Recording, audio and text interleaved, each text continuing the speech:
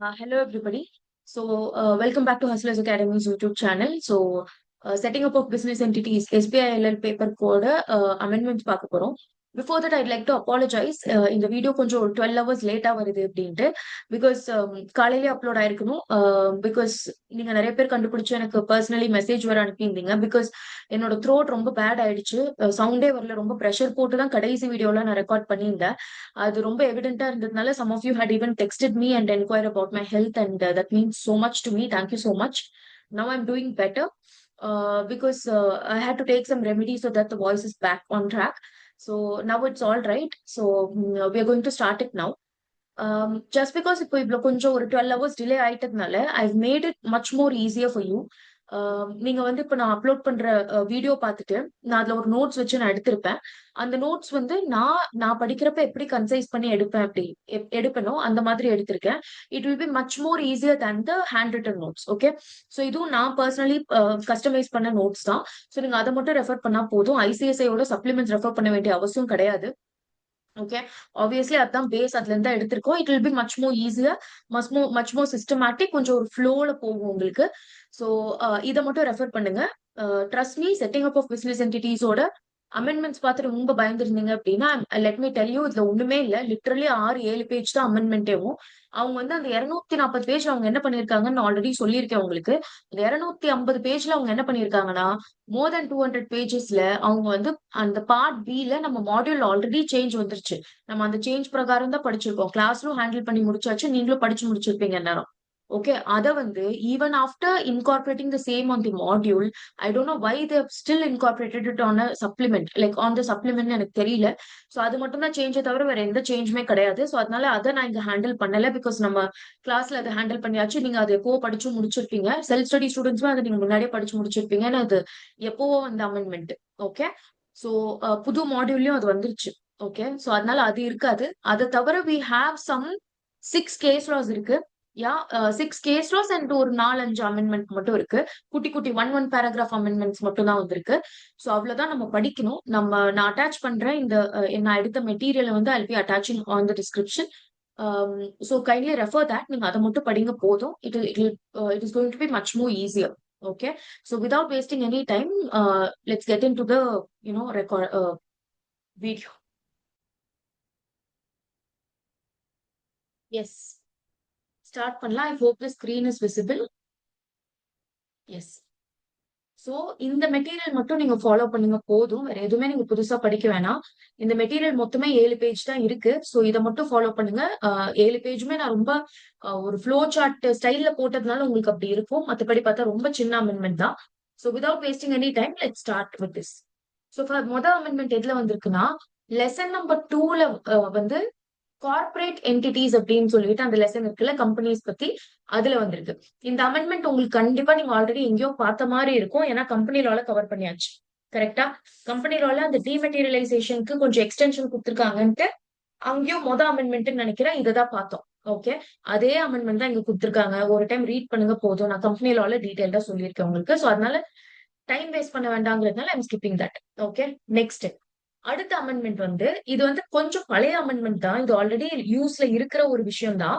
But still அவங்க அமெண்ட்மெண்ட்ங்கிற பேர்ல கொடுத்திருக்காங்க. Will read that once. Okay, so இந்த lesson micro small and medium enterprises MSME lesson இருக்கு இல்லையா, அதுல வந்து அமெண்ட்மெண்ட். ஓகே, சோ என்ன சொல்றாங்க அப்படின்னா சென்ட்ரல் கவர்மெண்ட் வந்து இந்த நோட்டிபிகேஷன் இஷ்யூ பண்ணாங்க. Section 9 and section 15 of MSMED act 2006. இவ்வளவு ஞாபகம் வைக்கணுமான தேவையில்லை. நீங்க என்ன சொல்லியிருக்காங்க அப்படின்னா எந்த இந்த நோட்டிபிகேஷன் யார் மேல அப்ளிகபிள் அப்படின்னா to the companies obtaining goods and services from MSMEs. Okay, இங்க வந்து வெண்டர் வந்து MSME. ஆர்டிகல்ஷிப் எல்லாம் போக ஆரம்பிச்சீங்கன்னா உங்களுக்கு தெரியும், இது டெய்லி பேசிஸ்ல ஒரு ஃபார்ம் ஃபைல் பண்ணுவீங்க. ஐ மீன் ரொம்ப ரெகுலரா நீங்க ஃபார்ம் ஃபைல் பண்ணுவீங்க. ஹாஃப் இயர்லி நீங்க ஃபைல் பண்ணுவீங்க. MSME ஃபார்ம் 1 அதை பத்தி தான் பேசுறாங்க. இது எதை பத்தி அப்படின்னா இப்போ நான் ஒரு கம்பெனி ரன் பண்றேன், ஹஸ்லர்ஸ் அகாடமின்னு வச்சுக்கோங்க. இதுல வந்து நான் என்னோட ரா மெட்டீரியல்ஸ நான் என்ன பண்றேன் அப்படின்னா ஒரு வெண்டர் கிட்ட வாங்குறேன். அந்த வெண்டர் வந்து ஒரு MSME. ஓகே, வெண்டர் கிட்ட நான் வாங்குறேன் அப்படின்னா ஆப்வியஸ்லி நான் தானே காசு கொடுக்கணும். இவங்க பொருள் கொடுப்பாங்க. கரெக்ட். சோ இந்த காசு வந்து நான் டக்கு டக்குன்னு கொடுத்து முடிக்கணும். ரொம்ப நாள் டியூல வச்சிருக்க கூடாது. அது மீறி நான் டியூ வச்சிருந்தேன் அப்படின்னா அதை நான் டிஸ்க்ளோஸ் பண்ணிடணும். எங்க டிஸ்க்ளோஸ் பண்ணும்? எம்சிஏக்கு டிஸ்க்ளோஸ் பண்ணும். ஒரு ஃபார்ம் இருக்கு, இந்த ஃபார்ம் ஃபில் பண்ணி நம்ம டிஸ்க்ளோஸ் பண்ணுவோம். எத்தனை நாள் வரைக்கும் நான் டிஸ்க்ளோஸ் பண்ண தேவையில்லை அப்படின்னா, இந்த இது எனக்கு வித்து 45 days வரைக்கும், அதாவது எனக்கு என்னைக்கு இந்த பேமெண்ட் டியூ ஆச்சோ அன்னையில இருந்து 45 days வரைக்கும் ஒன்னும் பிரச்சனை இல்லை. 45 days தாண்டியும் நான் இன்னும் பே பண்ணல அப்படின்னா அதை நான் எம்சிஏல டிஸ்க்ளோஸ் பண்ணணும். ஓகே, எதுல டிஸ்க்ளோஸ் பண்ணுவோம், எப்படி டிஸ்க்ளோஸ் பண்ணுவோம்னா எம்எஸ்எம்இ ஃபார்ம் 1ல டிஸ்க்ளோஸ் பண்ணுவோம். ஓகே, அததான் சொல்லியிருக்காங்க. So where the payment to MSME suppliers exceeds 45 days from the date of acceptance or date of demand acceptance of goods and services. I mean deemed acceptance of goods and services. நீங்க goods and services accept பண்ண date R நீங்க accept பண்ற மாதிரி என்ன நீங்க பண்ணியிருந்தாலுமே by act நீங்க அதை accept பண்ணியிருந்தீங்க அப்படின்னாலும் 45 days தாண்டிடுச்சு அப்படின்னா நீங்க பே பண்ணியிருக்கணும். பண்ணல அப்படின்னா எம்எஸ்எம்இ ஃபார்ம் 1ல டிஸ்க்ளோஸ் பண்ணணும். ஓகே, இது வந்து ஒரு ஹாஃப் இயர்லி ரிட்டர்ன். நீங்க ஆர்டிகல்ஸ் போக ஆரம்பிச்சப்போ நீங்க கண்டிப்பா இதை ஃபைல் பண்ணிட்டே தான் இருப்பீங்க. ஓகே, சோ இந்த return must disclose amount of payment due and reasons for delay in payment. Yes, இதுக்கும் ஒரு காலம் இருக்கும். நீங்க எவ்வளவு டியூ, லெஸ் தென் 45 days எவ்வளவு அமௌண்ட் டியூல இருக்கு, மோர் தென் 45 days எவ்வளவு அமௌண்ட் டியூல இருக்கு, மோர் தென் 1 year, மோர் தென் 3 years தனித்தனி காலம் இருக்கும். கடைசியில ரீசன்ஸ்னு ஒரு காலம் இருக்கு, ஒரு டேபிளர் காலம். ஓகே, அதை நம்ம ஃபில் பண்ணி அப்லோட் பண்ணுவோம் எம்எஸ்எம்இ ஃபார்ம் 1ல. இவ்வளவு தேவையில்லை, எக்ஸாம்ஸ்க்கு இவ்வளவு எல்லாம் தேவையில்லை, இதை ஞாபகம் மட்டும் வச்சுக்கோங்க. ஓகே, இது நம்மளோட இன்னைக்கு பார்த்த ஃபர்ஸ்ட் அமெண்ட்மெண்ட். அடுத்து அதே லெசன்ல எம்எஸ்எம்இக்கு லிமிட்ஸ் வந்து ரிவைஸ் பண்ணியிருக்காங்க. என்னன்னா, ஒரு மைக்ரோ என்டர்பிரைஸ் உங்களை எப்போ சொல்லலாம் அப்படின்னா, உங்க கம்பெனில உங்க என்டர்பிரைஸ்ல investment in plant machinery and equipment வந்து it does not exceed 2.5 crore plus annual turnover does not exceed 10 crore. Okay, இது ரெண்டும் சாட்டிஸ்ஃபை பண்ணீங்க அப்படின்னா நீங்க ஒரு மைக்ரோ என்டர்பிரைஸ். ஸ்மால் என்டர்பிரைஸ்னா மைக்ரோ விட கொஞ்சம் பெருசு, கரெக்டா? சோ உங்களோட investment in plant and machinery equipment வந்து does not exceed 25 crores and annual turnover வந்து does not exceed 100 crores. Okay, அதே மாதிரி மீடியம் என்டர்பிரைஸ் வந்து இட் டஸ் நாட் எக்ஸீட், என்ன not exceed, investment in plant machinery and equipment வந்து 125 crores தாண்டக்கூடாது and if it annual turnover 500 crores தாண்டக்கூடாது. இந்த லிமிட்டை நீங்க சாட்டிஸ்ஃபை பண்ணீங்க அப்படின்னா you will be called a medium enterprise. Important. Okay, simple. இதை ஞாபகம் வச்சுக்கிறது கொஞ்சம் ஈஸி உங்களுக்கு. 2.5, 25, 125, 2.5, 25, 125 எல்லாமே crore தான். ஆப்வியஸ்லி இவ்வளவாது உங்களுக்கு தெரியும். சோ 2.5 வந்து மைக்ரோ என்டர்பிரைஸ், ஸ்மால் என்டர்பிரைஸ்னா 25 crores, மீடியம் என்டர்பிரைஸ்னா 125 crores. Okay, annual turnover 10 crore, 100 crore, 500 crore. 1000 தெரியாம மாத்தி போடாதீங்க, 500 crores. Okay, right. நெக்ஸ்ட், இப்போ there is something called industrial entrepreneurs memorandum acknowledgement. இது எப்போனா, நீங்க ஒரு லார்ஜ் இண்டஸ்ட்ரின்னு வச்சுக்கோங்க. நான் எல்லாத்தையும் கம்ப்ளை பண்ணிருக்கேன் அப்படின்னு சொல்லிட்டு இவங்களுக்கு ஒரு டிஸ்க்ளோஷர் கொடுக்கணும், அக்னாலஜ்மெண்ட் கொடுக்கணும் லார்ஜ் இண்டஸ்ட்ரீஸ்க்கு. ஓகே, சோ இப்ப எம்எஸ்எம்இ லிமிட்ஸ் ப்ரொமோட் பண்ணாங்க இல்லையா, எம்எஸ்எம்இ லிமிட்ஸ் ரிவைஸ் பண்ணதுனால இதுலயும் எலிஜிபிலிட்டி கிரைட்டீரியா ரிவைஸ் பண்ணிருக்காங்க. இது எப்போல இருந்து? With effect from 1st April 2025. பழைய அமெண்ட்மெண்ட் தான் இதுவும். ஓகே, என்ன சொல்றாங்கன்னா, enterprises shall be eligible for IEM acknowledgement where investment in plant and machinery or equipment exceeds 125 crores or annual turnover exceeds 500 crores. 125 crores, 500 crores. இது ரெண்டையும் சேர்த்து படிங்க so that நீங்க உங்களுக்கு கன்ஃபியூஸ் ஆகாம இருக்கும். ஓகே, இது என்ன, நீங்க எப்போ எம்எஸ்எம்இ கீழே வரல அப்படின்னா நீங்க ஆப்வியஸ்லி அடுத்து லார்ஜ் என்டிட்டி, கரெக்டா? கரெக்ட். சோ எம்எஸ்எம்இல கடைசியா நம்ம படிச்ச லிமிட் வந்து மீடியம், கரெக்டா? மீடியம்ல investment in plant and machinery and equipment வந்து 125 crores வரைக்கும் இருந்தா மீடியம். சோ அதை தாண்டிடுச்சு அப்படின்னா ஆப்வியஸ்லி அது லார்ஜ் தானே. அப்போ நான் என்ன சொல்லலாம், மோர் தேன் 125 crores சொல்லலாமா லார்ஜ் இண்டஸ்ட்ரிக்கு? அதே மாதிரி annual turnover more than 500 crores சொல்லலாமா? ஏன்னா மீடியம்க்கு அப்புறம் லார்ஜ் தான், கரெக்டா? மைக்ரோ, ஸ்மால், மீடியம், அப்புறமா லார்ஜ். சோ லார்ஜ் இது ரிவைஸ் பண்ணிட்டதுனால இதையும் நம்ம ரிவைஸ் பண்ணணும், கரெக்டா? சோ அதனால அந்த லிமிட்ஸ் மாத்திருக்காங்க. That's it. Yes, right. இதை மட்டும் ஞாபகம் வைங்க, வேற எதுவுமே வேண்டாம். இதெல்லாம் சும்மா ஒரு டைம் மேலாப்ல ரீட் பண்ணுங்க. எங்க நீங்க எக்ஸாமுக்கு ஞாபகம் வைக்கணுமோ அதை நான் பின் பாயிண்ட் பண்ணி சொல்றேன், அதை மட்டும் எக்ஸாமுக்கு ஞாபகம் வைங்க. அடுத்து கேஸ் லாஸ். ரொம்ப ஜாலியான கேஸ் லாஸ் தான். மேக்சிமம் இது எதை பத்தி வந்திருக்கு அப்படின்னா பார்ட் பில இருந்து தான் கேஸ் லாஸ் வந்திருக்கு. பார்ட் ஏல ஒரு கேஸ் லா கூட வரல. பார்ட் பினா லேபர் லாஸ், கரெக்டா? சோ லேபர் லாஸ்ல இருந்து மாத்திரம் தான் நம்மளுக்கு கேஸ் லாஸ் வந்திருக்கு. சோ ஃபர்ஸ்ட் என்ன கேஸ் லா அப்படின்னா, எதை பத்தின கேஸ் லா அப்படின்னா, delay in payment of gratuity attract 10% interest. Okay, prescribed interest போட்டிருப்பாங்க. அது வந்து வேற ஒண்ணும் இல்ல, 10% இன்ட்ரெஸ்ட் இந்த கேஸ் லால சொல்லியிருக்காங்க. ஓகே, கேஸ் லா பேர் ஞாபகம் வைக்கணுமானா தேவையில்லை. ஏன்னா லாஸ்ட் மொமெண்ட்ல உங்களால ஞாபகம் வைக்க முடியாது. சோ ஒருவேளை ஞாபகம் இருந்துருச்சுன்னா ஓகே, இல்லைன்னா ஒன்னும் பிரச்சனை இல்லை, எழுதாம வாங்க. அதுல கிடைக்கிற அந்த ஒரு மார்க்குக்காக நான் எக்ஸ்ட்ரா ஒரு 20 மணி நேரம் உட்காருவேனாலாம் தேவையில்லை. சோ கேஸ் லா பேர் ஞாபகம் இல்லைன்னா பரவாயில்ல. மார்க் போகும், ஆனா ஆப்வியஸ்லி ஒரு மார்க் போகும். கோட் பண்ண சொன்னாங்கன்னா ஒரு மார்க் போகும். பட் எக்ஸிகியூட்டிவ்ல பெருசா ரொம்ப ரேரா தான் கோட் பண்ண சொல்றாங்கன்றதுனால ஐ வுடன்ட் சஜஸ்ட் நீங்க வந்து இதுல டைம் வேஸ்ட் பண்ணணும் அப்படின்ட்டு. பட் ஸ்டில் கேஸ் லால என்ன சொல்றாங்கிறது important. Okay, so facts of the case நான் எப்பவுமே இப்படிதான் படிப்பேன். நான் எனக்கு படிக்கும் போதே நான் ஸ்டூடெண்ட் இருக்கிறப்பவே நான் இப்படிதான் படிப்பேன். சோ இது வந்து எனக்கு எக்ஸாம்ல பயங்கரமா ஹெல்ப் பண்ணதுனால நான் உங்களுக்கு இந்த மெட்டீரியலும் நான் இந்த மாதிரி போட்டிருக்கேன். I hope this will be helpful for you also. Okay, right. So facts of the case. இந்த கேஸ்ல ஃபர்ஸ்ட் கேஸ் நேம் சும்மா படிக்கலாம். Dear I mean doctor Chetna Rajput petitioner versus modern education society and organisations respondents. பெட்டிஷனர்னா plaintiff, ரெஸ்பாண்டன்ட்னா யார் மேல case போடுறோம், defendant. Okay, right. So facts of the case என்னன்னா, petitioner was initially appointed as a part time teacher. Okay, பெட்டிஷனர்னா சேத்னா. சேத்னா வந்து ஒரு part time டீச்சரா அப்பாயிண்ட் பண்ணப்பட்டாங்க ஒரு ஸ்கூல்ல. அதுக்கப்புறமா அவங்களோட அப்பாயின்மெண்ட் வந்து ஃபுல் டைம் டீச்சரா ப்ரொமோட் ஆயிடுச்சு. என்னைக்கு ஆயிடுச்சு? 17th of June 2019 ஆயிடுச்சு. அதுவா ஆயிடுச்சான்னா no, as per the approval of regional deputy director of education. So இந்த person regional deputy director of education வந்து அப்ரூவல் கொடுத்த அப்புறமா தான் இவங்களோட பார்ட் டைம் ஜாப் வந்து ஃபுல் டைம் டீச்சரா ஆச்சு. டேட் ஞாபகம் வைக்கணுமானா தேவையில்லை. ஓகே, சோ இப்ப என்ன சொல்ல வராங்க அப்படின்னா, இப்ப பார்ட் டைம் கிடையாது, ஃபுல் டைம் டீச்சர் தான். ஓகே, ஃபுல் டைம் டீச்சர் யார் அப்ரூவ் பண்ணா? Regional deputy director of education. Okay, so அவங்களோட கண்டினியூஸ் பீரியட் ஆஃப் சர்வீஸ்னு பாத்தீங்கன்னா 25 இயர்ஸ் அவங்க சர்வ் பண்ணிருக்காங்க. Okay, period of continuous service வந்து 25 இயர்ஸ் வந்து அவங்க சர்வ் பண்ணிருக்காங்க. தேர்ஃபோர் இப்ப 25 இயர்ஸ்லாம் பெரிய பீரியட் இல்லையா? சோ 25 இயர்ஸ்ல கவர் பண்ணிட்டீங்கன்னா எல்லாத்துக்கு கீழும் நீங்க வருவீங்க. பென்ஷன், கிராஜுவிட்டி எல்லாத்துக்கு கீழும் வருவீங்க. சோ எனக்கு பென்ஷனும் வேணும், கிராஜுவிட்டியும் வேணும் அப்படின்ட்டு பேமெண்ட் ஆஃப் கிராஜுவிட்டி ஆக்ட் கீழே அவங்க பெட்டிஷன் ஃபைல் பண்ணிருக்காங்க. Respondents fail to pay gratuity within prescribe time without any justified reasons. எந்த விதமான நியாயமான எக்ஸ்பிளனேஷனும் காரணமும் இல்லாம ரெஸ்பாண்டன்ட், அதாவது அந்த கம்பெனி இருக்குல்ல, மாடர்ன் எஜுகேஷன் சொசைட்டி, அவங்க வந்து என்ன பண்ணிட்டாங்க?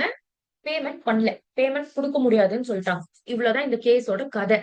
இப்போ இது ஜட்மெண்ட் என்ன வந்தது அப்படின்னா, ஹைகோர்ட்ல நடந்த கேஸ் இது. ஓகே, சோ ஹைகோர்ட்ல என்ன சொல்லிட்டாங்க அப்படின்னா, கிராஜுவிட்டிங்கிறது ஒரு statutory and welfare benefit under payment of gratuity act. Okay, so கிராஜுவிட்டிங்கிறது ஒரு ஸ்டாட்யூட்டரி அண்ட் வெல்ஃபேர் பெனிஃபிட். இதை நீங்க எழுதணும், அதனாலதான் பிரஸ் பண்ணி சொல்றேன் உங்களுக்கு. So gratuity is a statutory and welfare benefit under the Payment of Gratuity Act 1972. First point. வேற என்ன சொன்னாங்க high court? Gratuity must ordinarily be paid within 1 month from the date it becomes due. Due ஆன டேட்ல இருந்து 30 டேஸ்க்குள்ள 1 மந்த்க்குள்ள என்ன பண்ணிடணும்? பே பண்ணிடணும். Okay, second point. Third point, the delay of the respondent 1 and 2 are unjustified. Respondent 1, 2 எல்லாம் விட்டுருங்க, கேஸ்ல பெருசா டிஃபைன் பண்ணல நம்மளுக்கு. என்னன்னா டிலே, கம்பெனி டிலே பண்ணுச்சுல, அந்த சொசைட்டி, எஜுகேஷன் சொசைட்டி டிலே பண்ணுச்சுல, அது வந்து அன்ஜஸ்டிஃபைட்னு சொல்றாங்க. Okay, respondents were held liable to pay interest of 10% per annum from 30/10/2023 till the actual date of payment. Okay, இதுதான் இங்க ஃபேக்டே. சோ என்னைக்கு அவங்களுக்கு டியூவா ஆச்சோ, இந்த டேட் ஞாபகம் இல்லைன்னா from the date it became due till the actual payment date, அந்த தேதியில இருந்து ஆக்சுவலா அவங்க பே பண்ண தேதி வரைக்கும் நடுவுல இருக்கிற இந்த பீரியடுக்கு 10% per annum கணக்குக்கு இன்ட்ரெஸ்ட் பே பண்றோம். எஸ், எஸ், நீங்க கேட்கலாம் மேம். ஒரு வருஷம் கேப்னா 10% இன்ட்ரெஸ்ட்னு அசால்ட்டா போட்டு போலாம். 6 மாசம் அவங்க டிலே பண்ணியிருந்தாங்கன்னா நான் எப்படி 10%ல வச்சு கால்குலேட் பண்றதுன்னா, இதுல இருந்து உங்களுக்கு 1 மந்த்துக்கு நீங்க கால்குலேட் பண்றது எப்படின்னு நீங்க எடுப்பீங்க. அந்த 1 மந்த்துக்கு எடுத்தத வச்சு இன்டூ 6 போடுவீங்க. ஓகே, இதெல்லாம் பேசிக் கால்குலேஷன் சின்ன வயசுல இருந்து படிச்சிருப்பீங்க. 1 செகண்ட். ஓகே, ஃபர்ஸ்ட் கேஸ்லாம் முடிஞ்சுது. அடுத்த கேஸ்லாம் little world higher secondary school appeal case இது. ஓகே, அப்பீல் பண்ற பர்சன் வந்து little world higher secondary school versus the state of Madhya Pradesh and others. Okay, ஞாபகம் வைக்கணுமா? Not necessary. ஓகே. ஓகே, இந்த கேஸ்ல எதை பத்தி பேசுது அப்படின்னா, can an employee directly approach the controlling authority under the Payment of Gratuity Act without first applying to the employer? Okay, இந்த கொஸ்டினை வந்து இங்க டீல் பண்றாங்க. Okay, facts of the case, கதை என்னன்னு பார்க்கலாம் first. Respondent was employed as a teacher. Appeal பண்ற person வேற. ஓகே, அப்பீல் பண்ற பர்சன் வந்து அந்த ஸ்கூலு. கரெக்டா? ஸ்கூல் தான் அப்பீல் பண்ணுது. டீச்சர், ஒரு டீச்சர் வந்து ரெஸ்பாண்டன்ட் 3ன்னு சொல்லியிருக்காங்க. அப்படி நீங்க எழுதணும் தேவையில்லை, கேஸ்ல அப்படிதான் இருக்கானா. ஓகே, சோ ரெஸ்பாண்டன்ட் 3 அந்த டீச்சர் வந்து எங்க வேலை செய்யறாங்க அப்படின்னா அப்பலண்டோட இன்ஸ்டிடியூஷன்ல. அப்பலண்ட் யாரு? இந்த பர்சன். பர்சன்னா ஆப்வியஸ்லி அதுல இன்ஸ்டிடியூஷனும் வருது. சோ இந்த இன்ஸ்டிடியூஷன்ல அவங்க வந்து ஒரு டீச்சர். ஓகே, நெக்ஸ்ட் அவங்க எத்தனை வருஷமா இங்க இருக்காங்க அப்படின்னா, மோர் than 5 years of continuous qualifying சர்வீஸ்ல அவங்க இருக்காங்க. குவாலிஃபைங் சர்வீஸ்னா நீங்க பென்ஷன் கிராஜுவிட்டி எல்லாம் வாங்குறதுக்கு நீங்க குவாலிஃபை ஆகுறீங்கிற service. Okay, so more than 5 years அவங்க கண்டினியூஸா சர்வீஸ்ல இருக்காங்க. Okay, gratuity was not paid by the institution after cessation of employment. Gratuity அவங்க பே பண்ணல. ஓகே, ரெஸ்பாண்டன்ட் அந்த டீச்சர் வந்து they filed an application under section 7 subsection 4. ஞாபகம் வருதா? பேமெண்ட் ஆஃப் கிராஜுவிட்டில படிச்சோம். Yeah before the controlling authority seeking gratuity. எனக்கு gratuity வேணும் ஸ்ட்ரெயிட்டா கண்ட்ரோலிங் அத்தாரிட்டியில போய் ஃபைல் பண்ணிட்டாங்க application. Okay, controlling authority allowed the application and directed appellant school to pay the gratuity amounting to இவ்வளோ தேவையில்ல, பேமெண்ட் பண்ணணும்னு சொன்னாங்கன்னு சொல்லுங்க போதும். And pay interest of 10% per annum from the date of exit till the realisation. அதேதான் மேல இங்க என்ன பார்த்தோம்?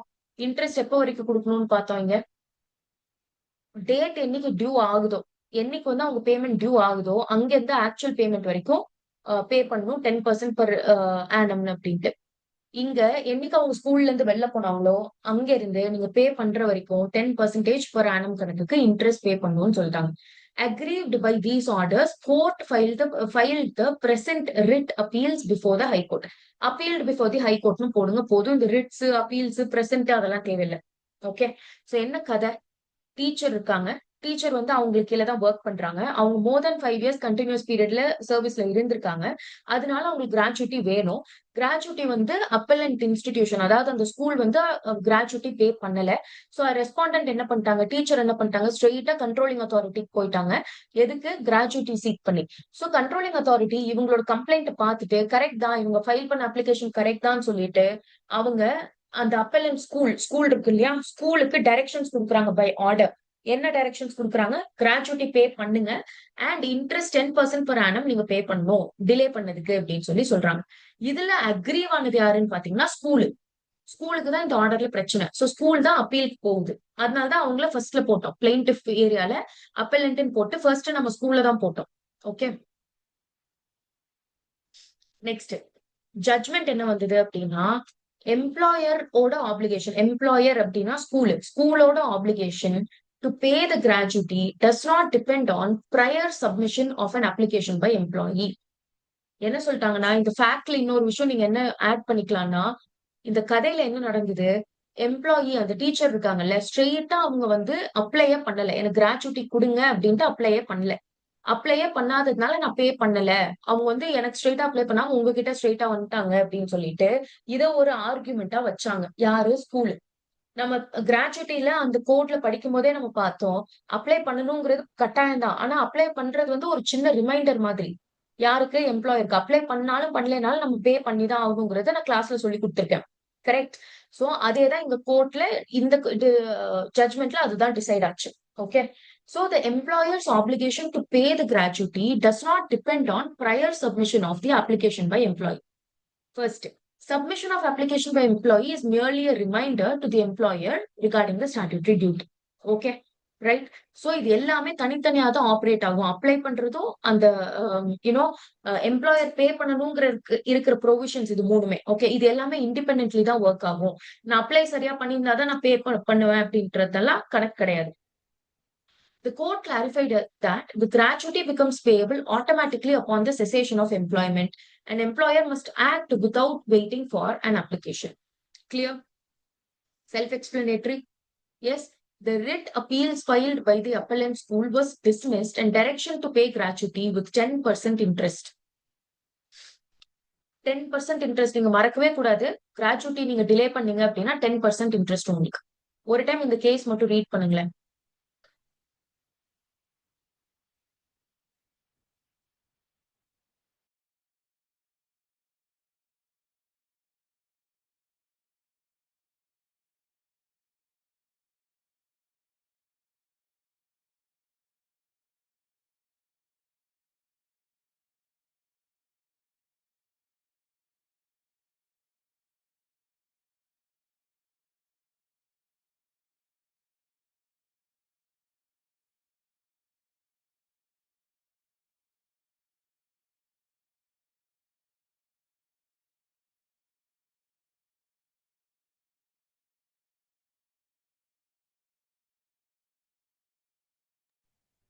சிம்பிளா தானே இருக்கு. Yes, right. அடுத்து இதுவும் லேபர் கோட் பத்தி தான். என்ன சொல்றாங்கன்னா, ஃபர்ஸ்ட் கேஸ் பேர் வந்து Lal Chand Jindal petitioner versus regional manager bank of Baroda. அவங்க வந்து ரெஸ்பாண்டன்ட், டிஃபெண்டன்ட். ஓகே, சோ இது எதை பத்தி பேசுது அப்படின்னா, நீங்க கண்டினியூஸ் பீரியட் ஆஃப் சர்வீஸ் எடுக்கிறீங்க இல்லையா, அதுல வந்து நடுவுல வர சண்டேஸ் எல்லாம் அலௌடா, சண்டேஸ் பிளஸ் பெய்டு ஹாலிடேஸ் எல்லாம் இருக்கும்ல. இப்ப எலெக்ஷன் அன்னைக்கு பெய்டு ஹாலிடே அவங்க கொடுத்தாங்க, கரெக்டா? இந்த மாதிரி நாள்லாம் நீங்க கணக்குல எடுக்கணுமா இல்லையா? யா, சண்டேஸ் அண்ட் அதர் டேஸ் இந்த கண்டினியூஸ் பீரியட் நான் இத்தனை நாள் சர்வ் பண்ணாதான் நீங்க இந்த விஷயம் அப்ளை பண்ண முடியும், இந்த விஷயத்துக்கு கேஸ் போட முடியும். அந்த மாதிரி வாட் எவர் எங்கெல்லாம் கண்டினியூஸ் பீரியட் வருதோ அங்கெல்லாம் Sundays and other paid holidays கணக்குல எடுக்கணுமா எடுக்க கூடாதா, அதை பத்தி தான் இங்க பேசுறாங்க. இங்க the appellant raised an industrial dispute claiming benefits under Industrial Disputes Act 1947. Okay, ஒரு எம்ப்ளாயிக்கு இண்டஸ்ட்ரியல் டிஸ்பியூட்ல ஏதோ ஒரு பிரச்சனை ரொம்ப ப்ராப்பரா டிஃபைன் பண்ணல, ஒரு இண்டஸ்ட்ரியல் டிஸ்பியூட் ரைஸ் பண்ணணும்னு நினைக்கிறாங்க. Okay, the central industrial tribunal, CID ஞாபகம் இருக்கா? Central Industrial Tribunal rejected the appellant's claim, stating that the appellant failed to prove that he had worked for more than 240 days in the preceding calendar. நீங்க போய் apply பண்ணணும், complaint பண்ணணும் அப்படின்னா 240 days continuous period service பண்ணியிருந்தா தான் நீங்க போய் industrial dispute rice பண்ண முடியும், கரெக்டா? சோ ப்ரிசீடிங் கேலண்டர் இயர்ல நீங்க 240 days நீங்க ஒர்க் பண்ணதா உங்களால ப்ரூவ் பண்ண முடியல. Okay, continuous period of service இங்க சர்வ் ஆகல அப்படின்னு சொல்லிட்டு அந்த அப்பீல ரிஜெக்ட் பண்ணாங்க. Okay, while calculating the working days, the tribunal considered only 227 days. Okay, 227 days தான் அவங்க ஒர்க் பண்ணிருக்காங்க அப்படின்னு சொல்லிட்டு அவங்க கன்சிடர் பண்ணாங்க, based on the certificate placed on record. Okay, அந்த கம்பெனில போட்ட ரெக்கார்ட்ல 227 days தான் அவங்க ஒர்க் பண்ணதா கணக்குல எடுத்தாங்க. Agreed by the tribunal's award, the appellant approached the high court. அப்பெலன்ட்னா யாருங்க? பாதிக்கப்பட்ட பர்சன் லால் சந்த். ஓகே, லால் சந்த் வந்து இப்போ ஹை கோர்ட்டுக்கு போறாரு, ட்ரைபியூனல்ல இருந்து இப்போ ஹை கோர்ட்டுக்கு போறாரு. Before the High Court, the appellant contended that Sundays and other holidays wrongly excluded while computing the continuous service. Appellant வந்து, அதாவது லால் சிங் வந்து, லால் சந்தா அவர் பேரு, எஸ், லால் சந்த் என்ன சொல்றாரு அப்படின்னா, இவங்க கணக்குல எடுக்கிறப்போ சண்டேஸ் எல்லாத்தையும் அவங்க விட்டுட்டாங்க, other holidays, other paid holidays எல்லாம் விட்டுட்டாங்க, அதுக்கு நான் சண்டே எல்லாம் வந்து ஒர்க் பண்ண முடியுமா 240 days வரதுக்கு அப்படிங்கறதுதான் அவங்க ஆர்குமெண்டா வைக்கிறாங்க. யாரு? அப்பெலண்ட் லால் சந்த். ஓகே, ஜட்மெண்ட் என்னவா வந்தது அப்படின்னா, ஹைகோர்ட் வந்து the tribunal has failed to properly consider இந்த செக்ஷன், அதுல அதாவது 240 days கான்ஸ்டிடியூட் பண்ணணும்ல, அதை வந்து ப்ராப்பரா அவங்க கன்சிடர் பண்ணல அப்படின்னு சொல்றாங்க. Sundays and other paid holidays must be included while continuing the continuous period of service. Okay, high court வந்து என்ன பண்ணாங்க அப்படின்னா, அவங்க quashed and set aside the impunged award passed by the tribunal. Tribunal pass பண்ண அவார்டை வந்து செட் அசைட் பண்ணாங்க and remit the matter back to tribunal for fresh adjudication. மறுபடியும் முதல்ல இருந்து நீங்க அட்ஜுடிகேட் பண்ணுங்க, அவங்க போடுற அப்ளிகேஷன் நீங்க அக்செப்ட் பண்ணி தான் ஆகணும் அப்படின்னு சொல்லிட்டு இந்த ஒரு ஆர்டர் பாஸ் பண்ணாங்க. சிம்பிள். Yes, right. அடுத்து ரொம்ப எல்லாம் கேஸ்ல கண்டினியூஸா படிக்கிறது கஷ்டமா இருக்கு அப்படின்னா, ஒரு கேஸ்லாம் முடிஞ்சோடனே நீங்க வீடியோ பாஸ் பண்ணிட்டு, இந்த மெட்டீரியலே ஒரு டைம் அப்பக்குள்ள உங்களுக்கு கையில வந்திருக்கும்ல மெட்டீரியல். நான் கீழ தான் லிங்க் போட்டுருவேன்ல. சோ நீங்க அத வந்து ஓப்பன் பண்ணி வச்சு ஒரு டைம் ரீட் பண்ணிட்டு நீங்க அடுத்து கேட்க ஆரம்பிங்க. Okay, right. இதுல miss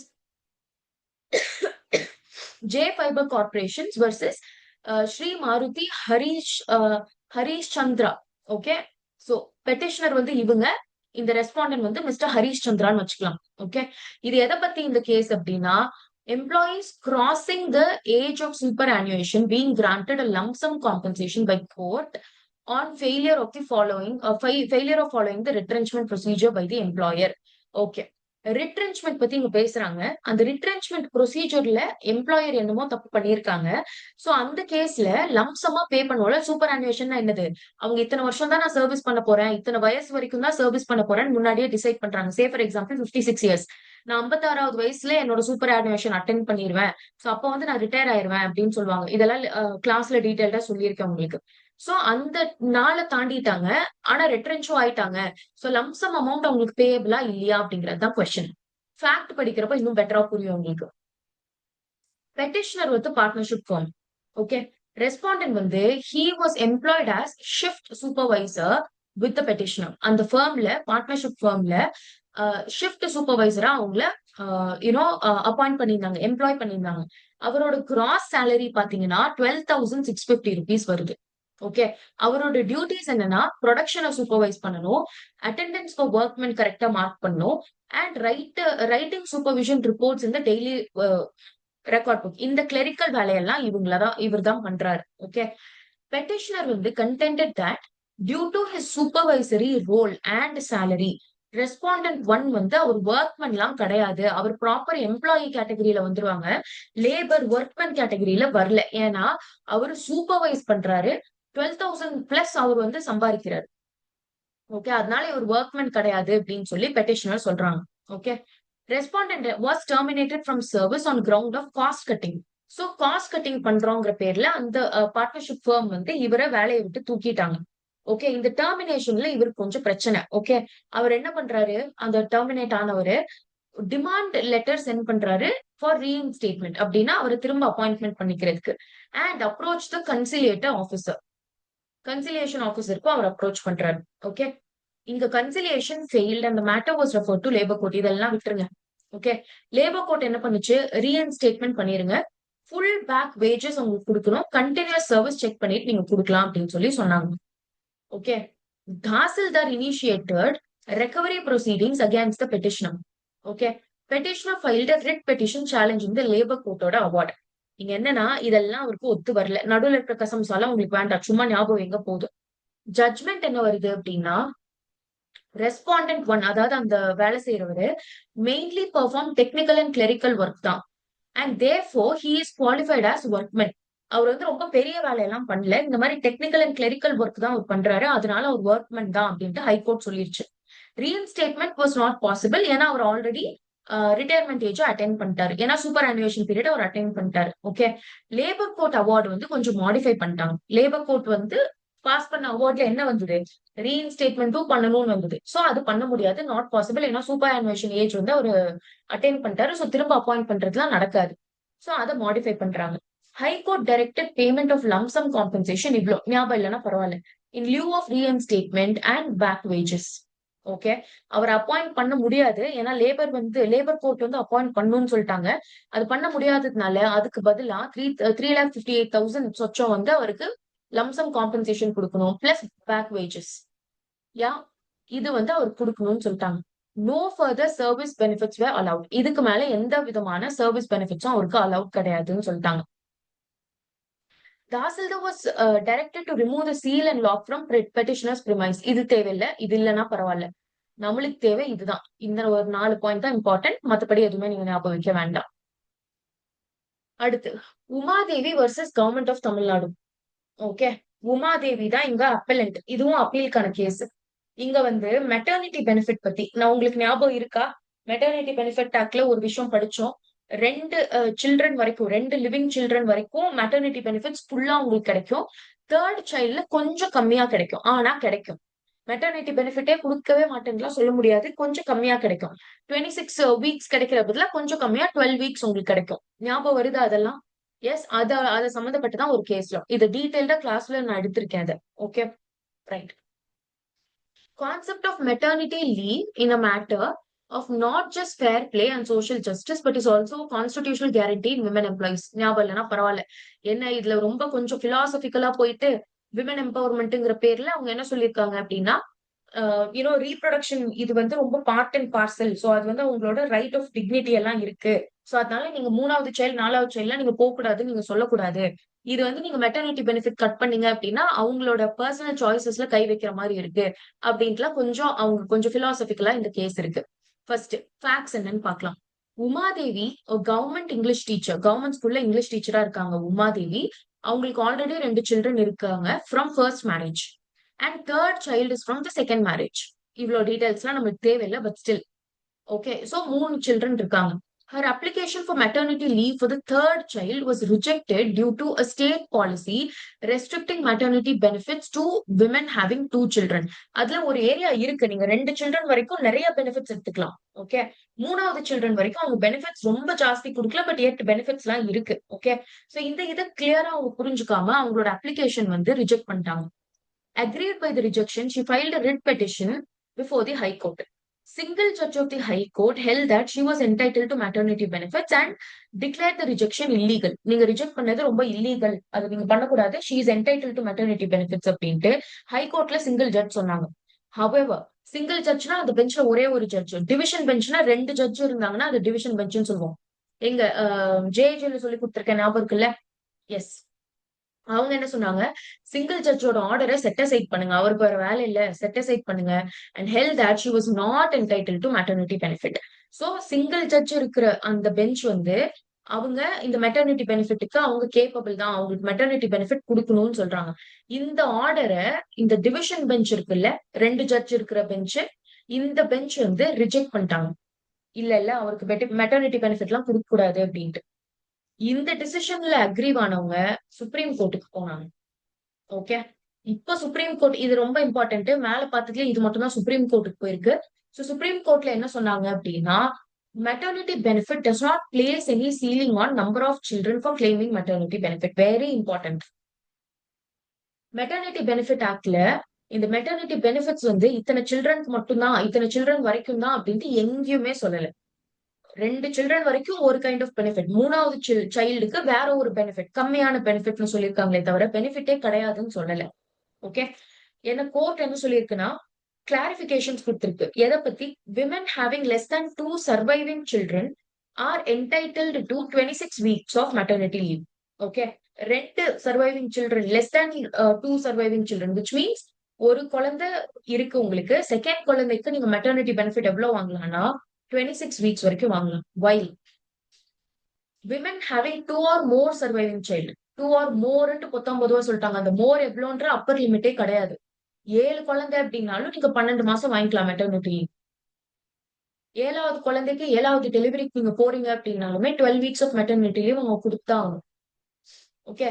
maternity benefits are part of reproductive rights and are connected with right to dignity, right to health, right to equality and right to privacy. Okay. இது எல்லாத்தையும் சம்பந்தப்பட்டிருக்கு. பிளஸ் ரீப்ரொடக்டிவ் ரைட் அவங்களுக்கு.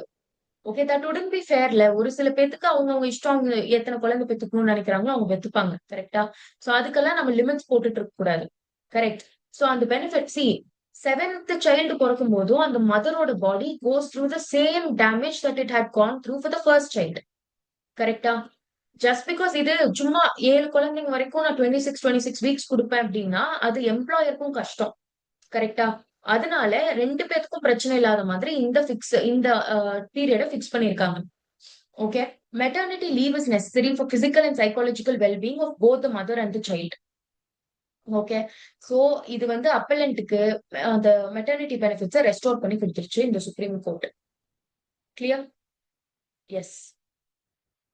இது இன்னொன்னு ஞாபகம் இருக்கா உங்களுக்கு? புதுசா இந்த கோட்ல இன்ட்ரடியூஸ் பண்ணது இந்த இந்த ஆர்டினரி கோர்ஸ் ஆஃப் எம்ப்ளாய்மெண்ட் நம்ம எப்ப சொல்லுவோம்? அதுல வந்து கம்யூட்டும் இன்க்ளூட் ஆகும்னு நம்ம பார்த்தோம். ஆர்டினரி கோர்ஸ் ஆஃப் பிசினஸ்ல அந்த பிரிமைஸ்க்குள்ள நடக்கிறது, அந்த பிரிமைஸ் கண்ட்ரோல், அந்த ஓனர் கண்ட்ரோல் இருக்கிற அந்த பிரிமைஸ்க்குள்ள நடக்கிறது அண்ட் ஆல் தீஸ் திங்ஸ் நம்ம பார்த்தோம். கரெக்ட்டா? பிளஸ் நம்ம என்ன பார்த்தோம்? அவரோட வீட்ல இருந்து டிராவல் பண்ணி இங்க இந்த பிரிமைஸ்க்கு வர்றப்போ அவருக்கு ஏதாவது ஆயிருந்தாலும், அது accident arising out of and in the course of his எம்ப்ளாய்மென்ட்ன்னு பார்த்தோம். ஞாபகம் இருக்கா? எஸ், ஐ ஹோப் இது எல்லாமே நீங்க கிளாஸ்ல பார்த்து, இல்ல நீங்க செல்ஃப் ஸ்டடி பண்றீங்கன்னா, செல்ஃப் ஸ்டடி பண்ணி நோட்ஸ் எடுத்து வச்சிருக்கீங்கன்னு நம்புறேன். ஓகே? ரைட். சோ, இது எத பத்தி? Accidents arising out of and in the course of his employment under employees compensation act. இத பத்தி தான் இங்க பேசுறாங்க. ஃபேக்ட்ஸ் என்னன்னு பார்க்கலாம். ஷாஹூ வந்து he was employed as a watchman in sugar factory. Okay, அவரோட டியூட்டி அவர்ஸ் தேவையில்லை, but still 3 a.m. to 11 a.m. Okay, while traveling on his motorcycle to report for duty, he met with a fatal accident about 5 kilometers from the factory. அவர் வீட்ல இருந்து ஃபேக்டரிக்கு கிளம்புறாரு. இங்க factory இருக்கு அப்படின்னா 5 kilometre முன்னாடி இவருக்கு பெரிய ஆக்சிடென்ட் ஆகி அவர் இறந்துடுறாரு. He passes away. Okay, he passes away. And அவரோட டிபெண்டன்ஸ்ல விடோ இருக்காங்க. அவங்களோட வைஃப் வந்து விடோ ஆயிருவாங்கல்ல. அண்ட் அவங்களோட 4 சில்ட்ரன் இருக்காங்க. பிளஸ் அவரோட அம்மா இருக்காங்க. ஓகே. சோ இவங்க எல்லாருமே சேர்ந்து எம்ப்ளாயி காம்பன்சேஷன் வேணும்னு சொல்லிட்டு கிளைம் பண்ணாங்க. எம்ப்ளாயர் அண்ட் இன்சூரன்ஸ் கம்பெனி 2 பேருமே என்ன ஆர்கியூ பண்ணாங்க அப்படின்னா, ஆக்சிடென்ட் வந்து இந்த பிரிமைஸ்குள்ள எல்லாம் நடக்கல. நீங்க வெளில வரப்போ நீங்க வந்து யூனோ யூனோ உள்ள வர்றதுக்கு முன்னாடியே உங்களுக்கு ஆக்சிடென்ட் ஆயிருச்சு. அது எப்படி நீங்க வந்து இந்த ஆக்ட் கீழ நீங்க கவர் ஆவீங்க அப்படின்னு சொல்லிட்டு குடுக்க மாட்டேன்ட்டாங்க. Okay. Commissioner for workmen's compensation awarded compensation இவ்ளோ with 12% interest. However, High Court set aside the award holding the accident merely traveling to workங்கிறதுனால ஹை கோர்ட் வந்து இந்த கமிஷனர் ஃபார் ஒர்க்மென் சொன்ன இந்த காம்பன்சேஷன் கொடுக்க கூடாது அப்படின்ட்டு செட் ஆஃப் பண்ணிட்டாங்க. Okay. Aggrieved family member supreme கோர்ட்டுக்கு போனாங்க. அடுத்து இன்னொரு supreme court case. Supreme court என்ன சொல்லுச்சு அப்படின்னா, the act should be one second.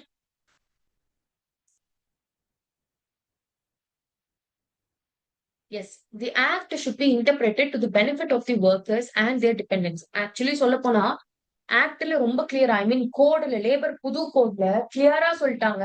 இந்த கோர்ஸ் ஆஃப் எம்ப்ளாய்மெண்ட், இந்த ஆர்டினரி கோர்ஸ் ஆஃப் எம்ப்ளாய்மெண்ட்க்கு கம்யூட்டேஷனும் வரும், கம்யூட் பண்ணி டிராவல் ஆகி வர்றதும் வரும் அப்படின்னு சொல்லிட்டு கிளியரா சொன்னாங்க. இதுல இன்டர்பிரிட்டேஷனுக்கு ஒண்ணுமே கிடையாது. பட் ஸ்டில் கோர்ட் வந்து அப்படி சொல்லியிருக்கு. Accidents occurring during the commuting also arise out of and in the course of the employment. Okay. If the nexus with employment is established. அதுக்கு அவர் குடிச்சிட்டு நடந்து வந்தாரு, குடிச்சிட்டு வண்டி ஓட்டிட்டு வந்தாரு, ஆபீஸ்க்கு வரும்போதே குடிச்சிட்டு வந்தாருனால நம்ம அதெல்லாம் கன்சிடர் பண்ண மாட்டோம். கரெக்டா? அது அவர் ப்ராப்பர் கேர் எடுக்காததுனால அந்த ஆக்சிடென்ட் நடந்துச்சு. The accident arose out of the course of employment தான் அப்படின்ட்டு சொல்லிட்டாங்க. And judgement of the high court was set aside and compensation was awarded by the commissioner.